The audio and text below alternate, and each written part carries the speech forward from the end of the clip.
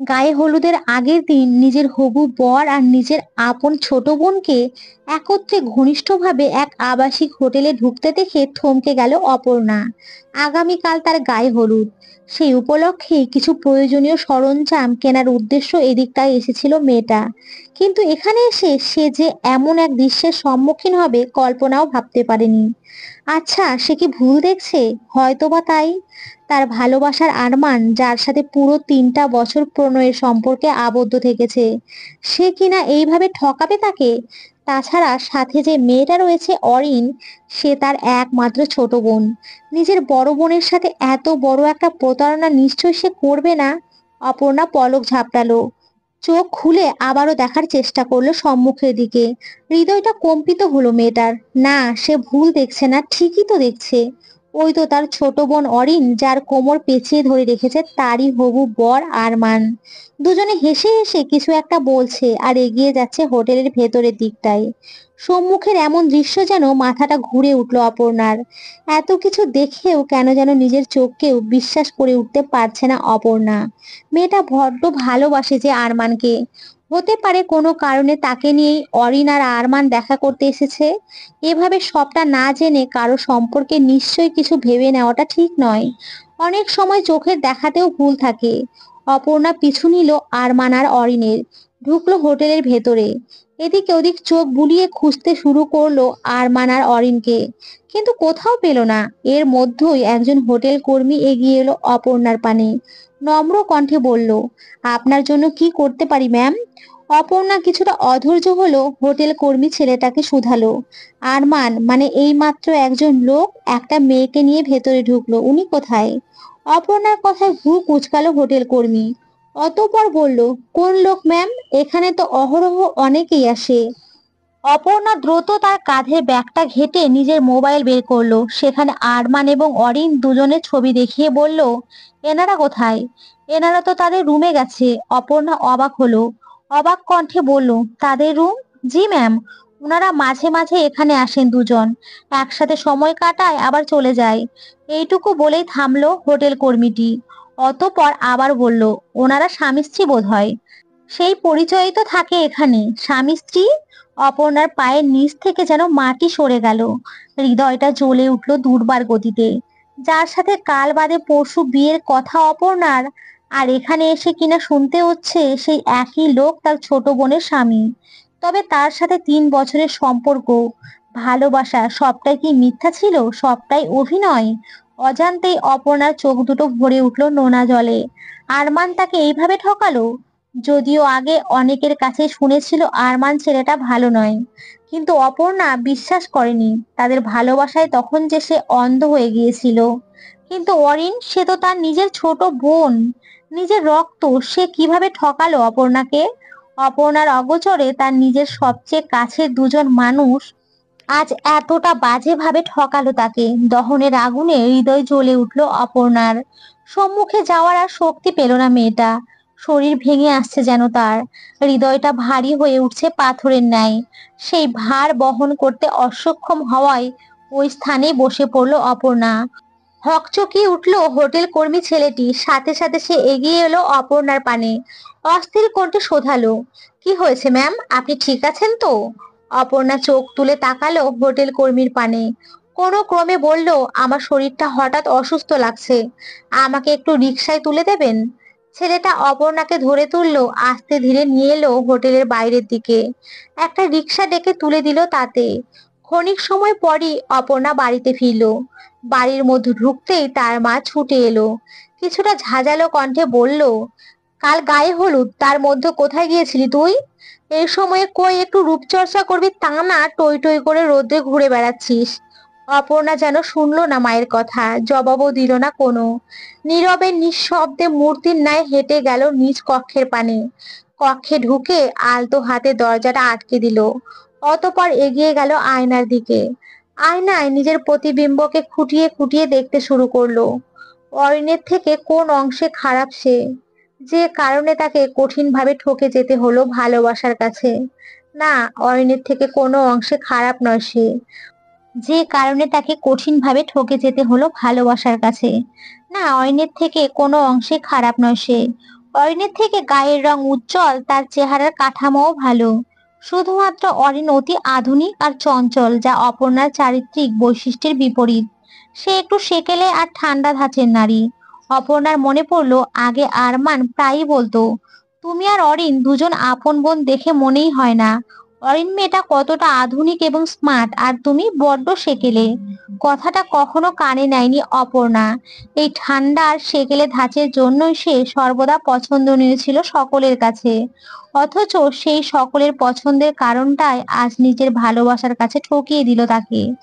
এই মুহূর্তে অপর্ণার প্রিন্সেস ডায়নার একটা উক্তি ভীষণভাবে মনে পড়লো। প্রিন্সেস ডায়না একদিন বলেছিল, আমি যাকে ভালোবাসি সে ছাড়া সারা বিশ্ব আমাকে ভালোবেসেছিল। অপর্ণার জীবনটাও যেন আজ কোনোভাবে মিলে গেল প্রিন্সেস ডায়নার সাথে। সে যাকে ভালোবাসলো তার ভালোবাসা ব্যতীত সকলের ভালোবাসায় অর্জন করতে পেরেছে। কতটা বাজে ভাবে ঠকে গেল মেয়েটা। ডুকরে কেঁদে উঠল অপর্ণা। হৃদয়ে যেন ব্যথার আগুন জ্বলছে। কেন, কেন তার সাথে এমন হলো? নিজের প্রতি নিজেরই ঘৃণা লাগছে। মানুষ চিনতে এতটা ভুল করলো সে। নিজের ভিতরে বাঁচার ইচ্ছেটাই যেন আর অনুভব করছে না। মরে যেতে ইচ্ছে হচ্ছে এই মুহূর্তে। হ্যাঁ, সে মরে যাবে আর বাঁচবে না। আয়নার সম্মুখে থেকে সরে পাগলের মতো কক্ষ জুড়ে খুঁজতে শুরু করলো। ছুরি, কাঁচি বা ব্লেড কিছু একটা। কিন্তু কিছুই পেল না মেয়েটা। রাগে ক্ষোভে ফুঁসে উঠল অপর্ণা। কাজের সময় কিছুই হাতের কাছে পাওয়া যায় না। এদিক ওদিক দিশেহারা হয়ে খুঁজতে খুঁজতে হঠাৎ চোখে পড়লো গলার ওড়নাটা। এক টানে গলা থেকে ওড়নাটা খুলে নিল অপর্ণা। বেঁধে নিল মাথার উপরে ঝুলতে থাকা ফ্যানের সাথে। কিন্তু শেষমেশ আর গলায় আর ফাঁস নিল না মেয়েটা। ভেতর থেকে অপর্ণার কোনো এক সত্তা যেন তার সিদ্ধান্তকে তিরস্কার করে বলে উঠল, এই পৃথিবীতে প্রতারকদের ঠাঁই দিয়ে সে বিদায় নেবে। একজন নারী হিসেবে এতটা দুর্বল সে? না, অপর্ণা দুর্বল নয়। সে কেন মরবে? সে তো কোনো অন্যায় করেনি। সে ভালোবেসেছে, সত্যিকারের ভালোবেসেছে। তাহলে সে কেন শাস্তি পাবে? শাস্তি পাবে তো ওই প্রতারকের দল। এই সমাজে দেহের হত্যাকারীদের শাস্তি হলেও আত্মার হত্যাকারীদের শাস্তি হয় না। মন ভাঙার কোনো সাজা নেই এই মানব সভ্যতার আদালতে। অথচ মন ভাঙার যন্ত্রণা যে কতটা ভয়াবহ তা একমাত্র ভুক্তভোগীরাই জানে। অপর্ণা মরবে না, সে শাস্তি দেবে। এই সমাজে বসবাসকারী অন্য নারীদের মতো সে চুপচাপ থাকবে না। একজন শান্ত নমনীয় মানব যখন অশান্ত হয়ে ওঠে তখন কতটা ভয়ঙ্কর হয়ে ওঠে এবার বুঝতে পারবে ওই প্রতারকের দল। শাস্তি পাবে তারা। এতদিন একজন শান্ত নম্র নারীর ভালোবাসা দেখেছে, এবার এরা ঘৃণা দেখবে। অপর্ণা নিজের মোবাইলটা বের করলো, আরমানের নাম্বারে কল লাগালো। একবার, দুইবার, তিনবারেও কলটা ধরলো না। ধরবে কিভাবে? সে হয়তো হোটেলের রুমের চার দেয়ালের ভিতরে আদিম কোনো খেলায় এখন মত্ত। কিন্তু আজ অপর্ণাও থামবে না। একের পর এক কল করতে লাগলো আরমানকে। একটা সময় কলটা ধরলো আরমান। বিরক্ত ভরা কণ্ঠে বলল, কি সমস্যা? এতবার কল করছো কেন? কেন, তোমাকে কল করতে পারি না নাকি আমি? অপর্ণার শক্ত কণ্ঠে একটু দমে গেল আরমান। কণ্ঠটা নরম করে বলল, আমি ব্যস্ত ছিলাম একটু। কি কাজে এত ব্যস্ততা? এখন তো অফিসও নেই, ছুটি নিয়েছো সেখান থেকে। অফিস থেকে ছুটি নিয়েছি তাতে কি? বিয়ে আমার, বোঝোই তো কত কাজ। অপর্ণা তাচ্ছিলের হাসি হাসলো। এখনো কত অভিনয়, কত মিথ্যা এই লোকের। অবশ্য আরমানের এই কথাগুলো আজ অপর্ণা অনায়াসেই বিশ্বাস করত, যদি না সত্যিটা নিজের চোখে দেখত। আরমান আর অরিনের হোটেলে সম্মুখের ঘনিষ্ঠ দৃশ্যটা ভেসে উঠতেই চোখ মুখ শক্ত হয়ে উঠল অপর্ণার। শক্ত কণ্ঠে সে বলল, এই মুহূর্তেই আমার বাড়িতে এসো। কেন? আসতে বলছি তাই। বাড়িতে এত কাজ ফেলে কিভাবে আসবো বলো? এত কিছু আমি শুনতে চাইছি না। 20 মিনিটের মধ্যে আমার বাড়িতে পৌঁছাবে, নয়তো তোমার সাথে আমার বিয়ে ক্যান্সেল করতে একটা সেকেন্ডও সময় লাগবে না। কথাটা বলে ধপ করে কলটা কেটে দিল অপর্ণা। আরমান বিরক্তিতে নাক মুখ কুঁচকে ফেললো। তবে সাথে সাথে চিন্তা বাড়লো কিছুটা। অপর্ণা তো কখনো এভাবে শক্ত কণ্ঠে কথা বলে না তার সাথে। বরাবরই শান্ত স্বভাবের মেয়ে সে। তার আজ এমন অশান্ত হয়ে ওঠার পেছনের কারণ কি? তবে কি গুরুতর কিছু ঘটেছে? কপালে ভাঁজ পড়লো আরমানের। ছেলেটাকে এইভাবে চিন্তিত ভঙ্গিতে দেখে তার সম্মুখে পড়ে থাকা অর্ধনগ্ন নারীটি আলতোভাবে হাত ছুঁয়ে দিল আরমানের নগ্ন বক্ষে। কামার তো দৃষ্টি নিক্ষেপ করে বলল, কি হয়েছে জান? তোমাকে চিন্তিত দেখাচ্ছে কেন? আরমানের বিরক্তি যেন বেড়ে গেল। এই মুহূর্তে অরিনের এই কামার্ত দৃষ্টিও তার কাছে বিরক্তিকর হয়ে উঠেছে বেজায়। এমন একটা মুহূর্তে কেউ কল করে যদি কোনো পুরুষের মনোযোগ বিনষ্ট করে, তবে তার বিরক্ত হওয়া কি স্বাভাবিক নয়? আরমান নিজের শরীর থেকে অরিনের হাতটা সরিয়ে দিল। এতক্ষণ অনুভূতির জোয়ারে ভেসে গিয়ে শরীরে জড়ানো যে শার্টটা ফেলে দিয়েছিল মেঝেতে, তা তুলে নিয়ে নগ্ন শরীরটায় জড়িয়ে নিল। অতঃপর অরিনের খুলে রাখা বস্ত্র ছুঁড়ে দিল তার পানে। নির্দেশের সুরে বলল, কাপড় পরে নাও। অরিন অবাক হলো। একটু আগে যেই পুরুষ তার ভেতরে মাতোয়ারা হয়ে উঠেছিল, মাত্র কিছু সময়ের ব্যবধানে সে তার অনুভূতি বিসর্জন দিয়ে দিল। এমন একটা মুহূর্তকে উপেক্ষা করে তাকে কাপড় পরে নিতে বলল। অরিন অবাক কণ্ঠেই বলল, কি হয়েছে? কে কল করেছিল, যার জন্য তুমি আমাদের বিশেষ মুহূর্তকে উপেক্ষা করতেও পিছুপা হচ্ছ না আরমান? আরমান বিরক্তি ভরা কণ্ঠে বলল, তোমার বোন কল করে এখনই তোমাদের বাড়িতে ডাকলো আমাকে। অরিন তেতে উঠলো, ঝাঁঝালো কণ্ঠে বলল, বোন? কিসের বোন? আরো ডাকলেই তোমাকে যেতে হবে নাকি? তুমি আমার কাছে এসেছো, আমাকে ছেড়ে কোথাও যেতে পারবে না তুমি। আরমান এগিয়ে এলো অরিনের নিকটে। মেয়েটার গালে হাত রেখে নমনীয় কণ্ঠে বলল, আমাকে যেতেই হবে। ও বলেছে আমি এখনই না গেলে ও বিয়েটা ভেঙে দেবে। অরিন আরমানের শার্টের কলারটা খামচে ধরলো, দাঁতে দাঁত চেপে বলল, দিলেরিক, আমি এমনিতেও চাই না তোমার সাথে ওর বিয়ে হোক। তুমি আমার, শুধু আমারই। আরমান নিজের বৃদ্ধা আঙ্গুল দ্বারা আলতোভাবে স্লাইড করতে শুরু করলো অরিনের গালে। আদুরে কণ্ঠে বলল, আমি তো শুধুমাত্র তোমারই জান। অপর্ণাকে কেন বিয়ে করছি তা কি তুমি জানো না? আমার চাকরিটা অরিনের সুপারিশে হওয়া।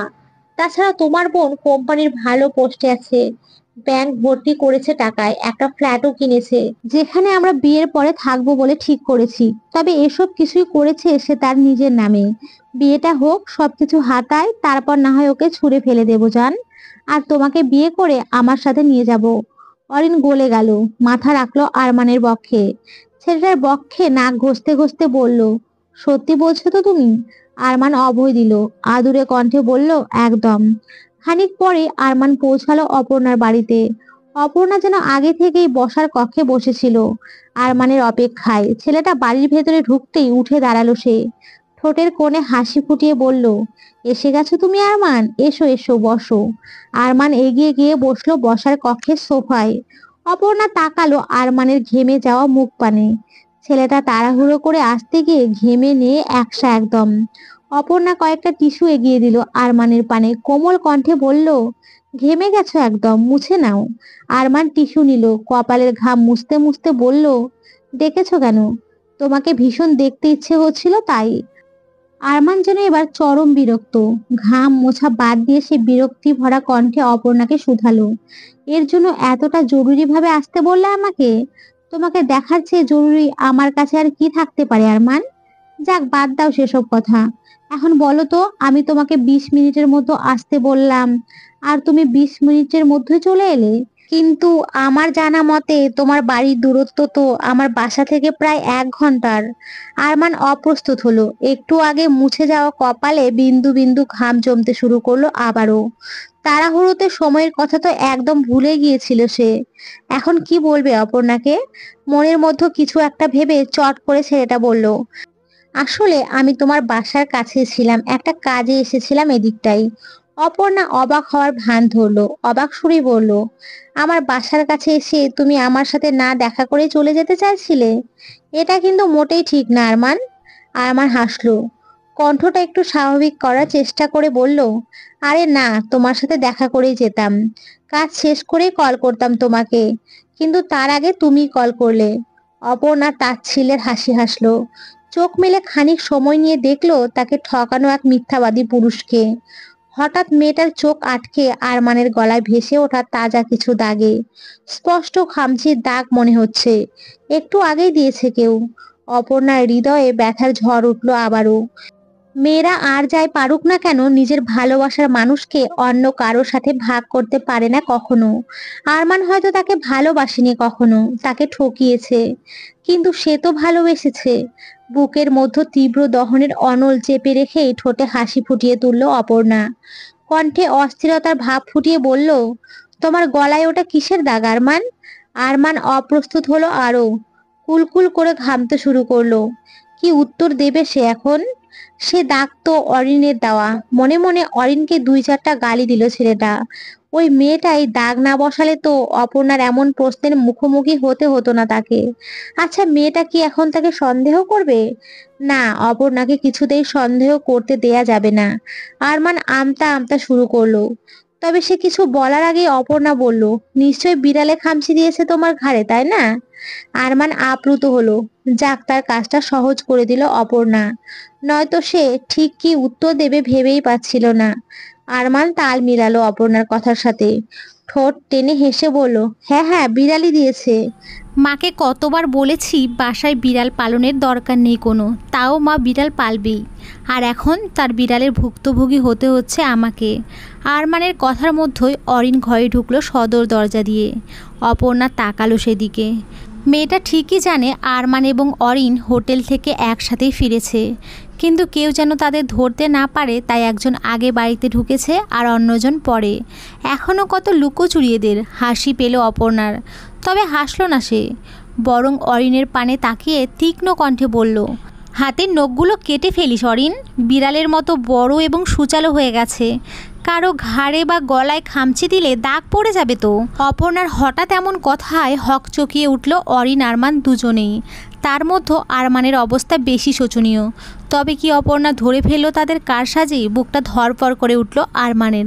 না না, অপর্ণাকে কিছুতেই তাদের কর্মকাণ্ড সম্পর্কে জানাতে দেওয়া যাবে না। অপর্ণা তার সোনার ডিম পাড়া হাঁস, একে ছাড়া যাবে না কখনো। অরিন তো তার কাছে জাস্ট কয়েকদিনের ফুর্তি করার বস্তু মাত্র। মেয়েটা নিজেই এসে ধরা দিয়েছিল তার কাছে। আরমানও আর ফেরায়নি। বড্ড উদার মনের মানুষ কিনা সে। কিন্তু এই অরিনের জন্য তো তাকে অপর্ণাকে হারালে চলবে না। আরমান নিজের সপক্ষে যুক্তি দিতে চাইল, মুখ খুলে বলল, আসলে হয়েছে কি। এইটুকু বলতেই তাকে থামিয়ে দিল অপর্ণা। ঠান্ডা কণ্ঠে বলল, হ্যাঁ, কি যেন তুমি বলছিলে আরমান? বিড়াল তোমাকে খামচি দিয়েছে। বিড়াল থেকে সবসময় একটু দূরে থাকবে আরমান। বিড়ালটা শেষ পর্যন্ত কি করলো বলো? দেখে যেন মনে হচ্ছে একদম কোনো নারীর বিশেষ মুহূর্তের খামচির দাগেটা। আরমানের প্রথমে স্বস্তি পেয়েছিল অপর্ণা তার কারসাজি এখনও ধরতে পারেনি ভেবে, কিন্তু শেষের কথাগুলো শুনে যেন গলা শুকিয়ে এলো এই মুহূর্তেই। ঢোক গিলে সে বলল, ছি ছি, কী সব বলছো? আমার জীবনে তুমি ছাড়ার কেউই নেই। অপর্ণা হাসলো, অতঃপর বলল, তাই তো, আমি ছাড়া তোমার জীবনে আর নেই তো কেউ। এখন তাহলে সেই ম্যাজিক্যাল 3টা শব্দ বলে ফেলো তো। আরমান আর চোখে তাকালো অরিনের পানে।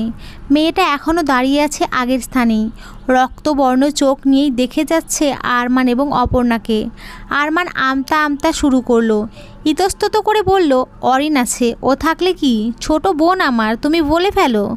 আরমান না বলে আর উপায় পেল না। তাছাড়া আসার পর থেকে যেভাবে অপর্ণা প্রশ্ন করে যাচ্ছে, তাতে এই কথাটা না বলে মেয়েটার সন্দেহ আর বাড়াতে চাইল না।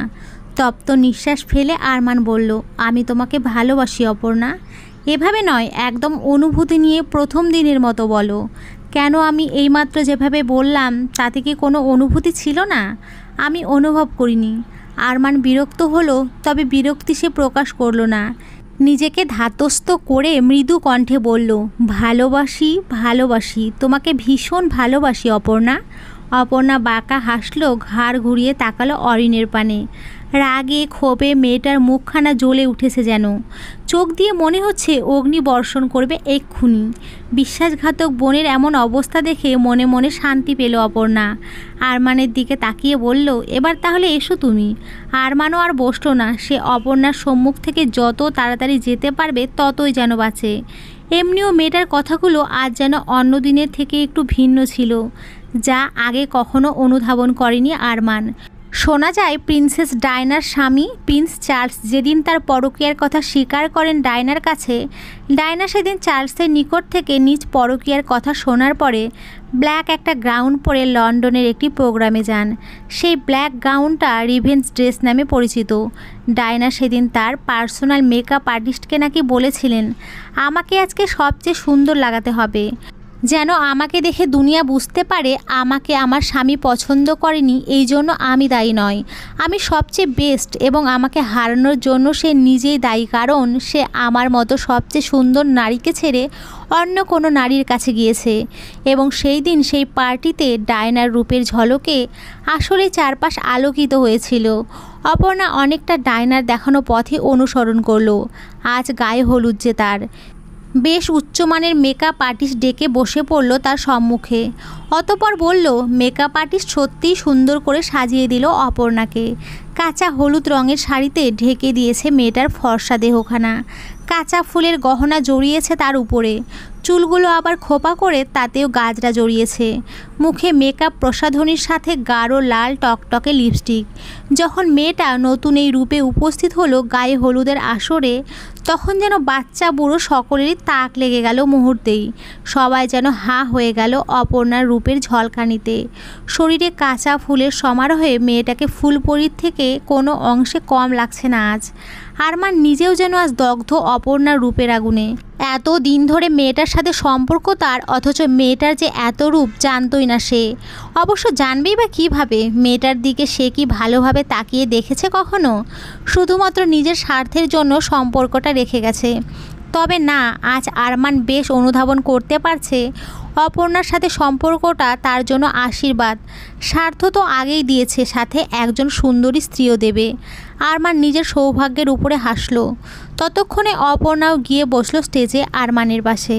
আরমান ফিরে তাকালো অপর্ণার পানে, হাসি মুখেই বলল, তোমাকে আজ ভীষণ সুন্দর লাগছে অপর্ণা, ঠিক যেন কোনো অপ্সরী তুমি। আরমানের প্রশংসায় হাসলো অপর্ণা। ছেলেটার পানে তাকিয়ে শীতল কণ্ঠে বলল, অরিনের থেকেও সুন্দর লাগছে আমায়। হুট করে অরিনের নামটা শুনে অপ্রস্তুত হলো আরমান। কপালে বিন্দু বিন্দু ঘামের অস্তিত্বের দেখা মিলল। আমতা আমতা করে বলল, কোথায় অরিন আর কোথায় তুমি? ওর সাথে তোমার তুলনা হয় নাকি? অপর্ণা হাসলো, ধীর গলায় বলল, ঠিকই তাই।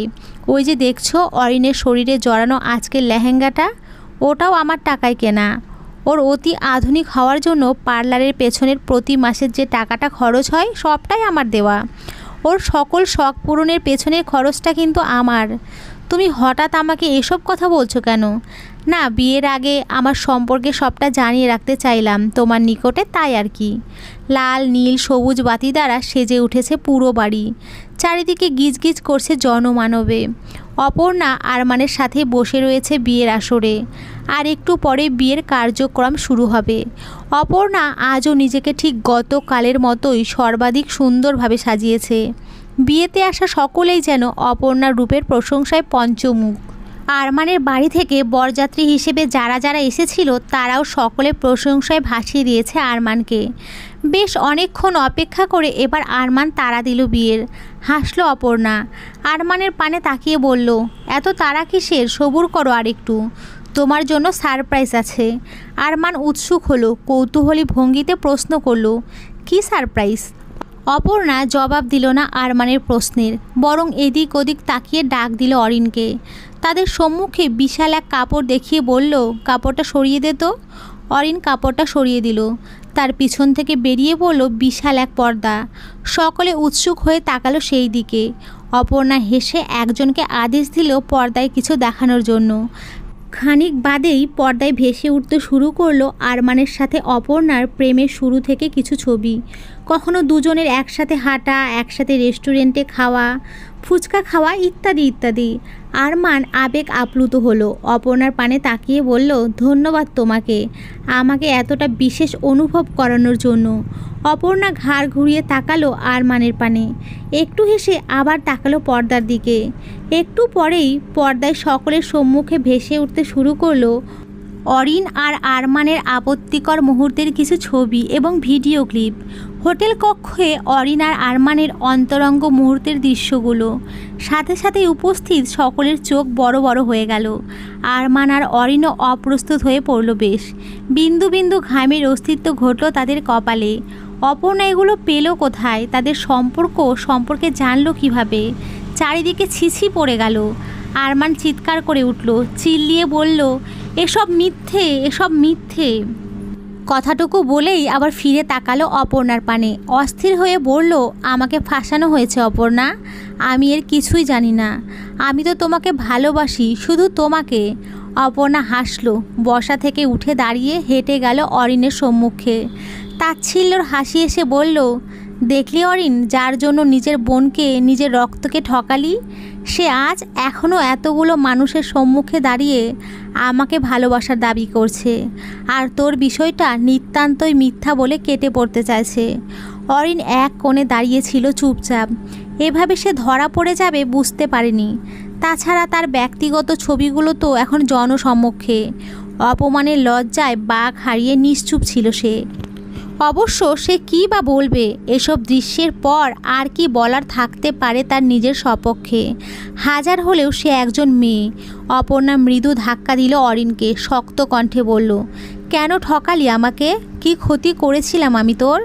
অরিন হয়তো মুখ খুলতে চাইল, কিন্তু তার আগেই আরমান উঠে দাঁড়ালো, ছুটে গেল অপর্ণার কাছে, ব্যগ্র কণ্ঠে বলল, ও মিথ্যে বলছে অপর্ণা।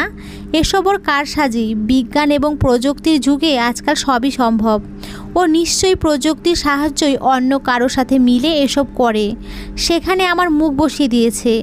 এবার আর চুপ থাকতে পারল না অরিন। এতদিন সম্পর্ক রেখে তার সব কিছু কেড়ে নিয়ে এখন ভরা সমাজে তাকে অস্বীকার করছে, আবার বলছে অন্য কারো কাছে সে নিজের ইজ্জত বিসর্জন দিয়ে তাকে ফাঁসিয়েছে। ছি! অরিন ফুঁসে উঠল, শক্ত কণ্ঠে বলল, এসব সত্যি। আমরা দুজন দুজনকে ভালোবাসি। না, মিথ্যা। ও মিথ্যা বলছে সব। অরিন, তুমি কেন নিজের বোনের বিয়ে ভাঙার জন্য এসব কথা বলছো? ছি ছি ছি, তোমার থেকে আমি কখনো এইসব আশা করিনি। আরমান চিল্লিয়ে উঠে বলল কথাগুলো। অরিন যেন ফুঁসে উঠল আরও। আরমানের কলার চেপে ধরে বলল, কোনটা মিথ্যা? আমাদের ভালোবাসার মুহূর্তগুলো, নাকি আমাদের হোটেলে কাটানো মুহূর্তগুলো?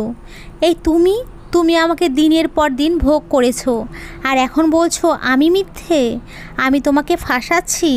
আরমান অরিনকে ছাড়িয়ে ছুঁড়ে ফেললো মাটিতে, তেজি কণ্ঠে বলল, আমি তোমাকে নিয়ে গেছি, নাকি তুমি আমাকে বারবার সিডিউস করে হোটেলে যেতে বাধ্য করেছো?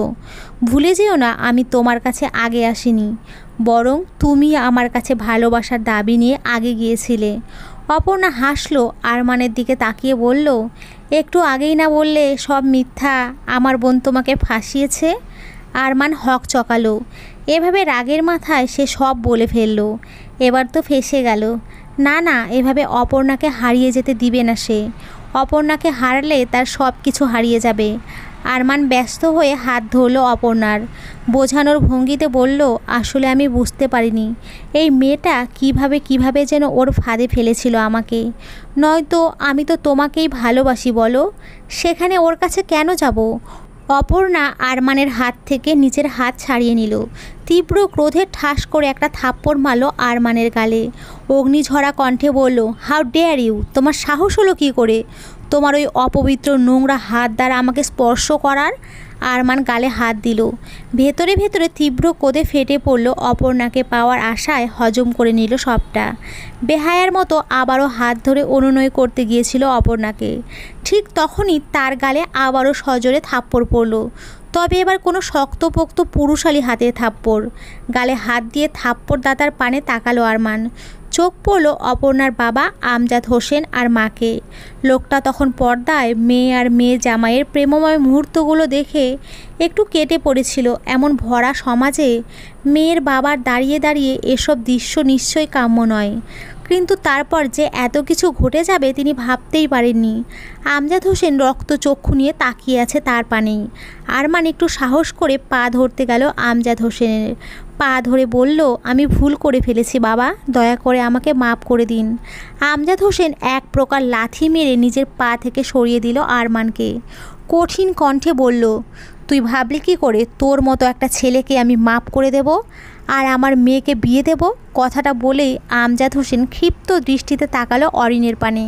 শক্ত কণ্ঠে বলল, আর ও আমার মেয়ে কখনোই নয়। ওর মতো দুশ্চরিত্রা কেউ আমার মেয়ে হতেই পারে না। তোকে আজ এই মুহূর্তেই সকলের সম্মুখে আমি ত্যায্য করলাম। চমকালো অরিন, দৌড়ে এলো বাবার পানে। ডুকরে কেঁদে উঠে বলল, তুমি আমার সাথে এমন করতে পারো না বাবা, প্লিজ বাবা, আমাকে ত্যায্য করো না। আমজাদ হোসেন ক্ষিপ্ত হলেন আরও। ক্ষিপ্ত কণ্ঠে বললেন, বাবা? কিসের বাবা? তোর মতো মেয়ের মুখে বাবা ডাক শোনার থেকে আমার মৃত্যুই শ্রেয় ছিল। বাবা! অরিনের আকুতি ভরা কণ্ঠস্বর উপেক্ষা করলেন আমজাদ হোসেন। তিনি হেঁটে গেলেন অপর্ণার নিকটে। মেয়েটা কেমন নির্জীব পাথরের মতো হয়ে দেখছে সবটা। আর কেউ কিছু বুঝুক বা না বুঝুক, বাবা হয়ে আমজাদ হোসেন ঠিকই বুঝলেন মেয়ের হৃদয়ে ওঠা ঢেউ। অপর্ণার মাথায় হাত রাখলেন তিনি, শান্ত কণ্ঠে বললেন, তুই চিন্তা করিস না মা, আমি এখনই এই আসরেই ভালো ছেলের সাথে বিয়ে দেব। অপর্ণা তাকালো বাবার পানে, ছলছল নয়নে ওষ্ঠের কোণে হাসির রেখা ফুটিয়ে তুলল। অতঃপরে বলল, বিয়ে ভেঙেছে বলে কি এই আসরেই বিয়ে করতে হবে নাকি আমার বাবা?